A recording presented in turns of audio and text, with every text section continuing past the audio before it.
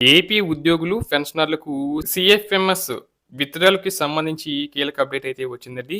ఇక 2026, 27 ఆర్థిక సంవత్సరం నుండి బిల్లు నంబర్ నమూనా సేకరణ ఆదేశాలు జారీ చేయబడ్డాయి. సమగ్ర ఆర్థిక నిర్వహణ వ్యవస్థ సీఎఫ్ఎంఎస్ ప్రవేశపెట్టిన తర్వాత ప్రస్తుతం బిల్ నంబర్లు 12 అంకెల ఫార్మాట్‌లో రూపొందించబడుతున్నాయని తెలియజేయడమైంది. ఇందులో మొదటి 4 అంకెలు ఆర్థిక సంవత్సరాన్ని సూచిస్తాయి.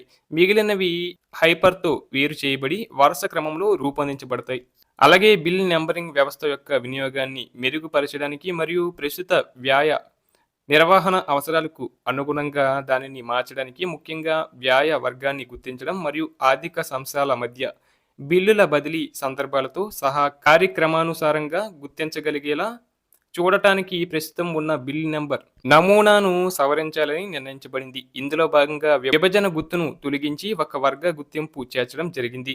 తదనుగుణంగా ఏప్రిల్ 2026 నుండి బిల్ నంబర్లు ఎటువంటి విభజన గుర్తు లేకుండా 12 అంకెల సంఖ్యగా ఈ విధంగా అయితే రూపొందించబడతాయి. మొదటి 4 అంకెలు ఆర్థిక సంవత్సరం, 5వ అంకె వ్యయ వర్గం, చివరి 7 అంకెలు సిస్టమ్ ద్వారా రూపొందించబడిన యాదృచ్ఛిక సంఖ్య అన్నమాట. ఇక జీపీఎఫ్ ఫైనల్ విత్డ్రాయల్ అథరైజేషన్ లో చూసినట్లయితే ఆంధ్రప్రదేశ్ ప్రభుత్వం ఆర్థిక శాఖ ఒక సర్క్యులర్ మెమోనైతే జారీ చేయడం జరిగింది. ఆర్థిక శాఖ పెన్షన్లు, ఆర్బీపీఎస్ ప్రిన్సిపల్ అకౌంటెంట్ జనరల్ నుండి జీపీఎఫ్ ఫైనల్ విత్డ్రాయల్ అథరైజేషన్లను డీటెయిల్ మోడ్లో స్వీకరించుట, డీడీఓల ద్వారా బిల్లులు ప్రాసెసింగ్ సూచనలకి సంబంధించి ప్రిన్సిపల్ అకౌంటెంట్ జనరల్ వారు కీలక ఉత్తర్వులు జారీ చేశారు.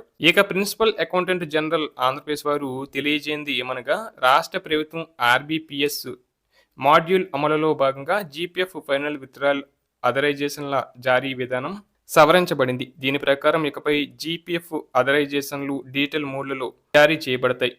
వీటిపై సీనియర్ అకౌంట్స్ ఆఫీసర్ యొక్క ఈ సంతకం ఉండి అధికారిక వాటర్ మార్క్ పొందుపరచబడి ఉంటుంది. ప్రస్తుతం సెక్యూరిటీ పేపర్పై మాన్యువల్గా సంతకం చేసి జారీ చేస్తున్న అథరైజేషన్ల స్థానంలో ఇవి వస్తాయి.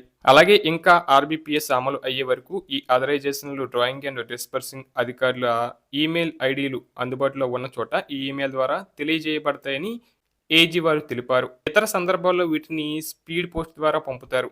ఈ పేర్కొన్న అంశాల దృష్ట్యా సచివాలయంలో అన్ని విభాగాలు, శాఖాధిపతులు మరియు డ్రాయింగ్ అండ్ డిస్పర్సింగ్ అధికారులకు ఇందు మూలంగా తెలియజేయడం ఏమనగా, డిజిటల్గా జారీ చేసిన జీపీఎఫ్ ఫైనల్ విత్డ్రాయల్ అథరైజేషన్లను చెల్లుబాటు అయ్యేవిగా అంగీకరించి క్లెయిమ్లు ప్రాసెసింగ్ కోసం చర్యలు తీసుకోవాలను.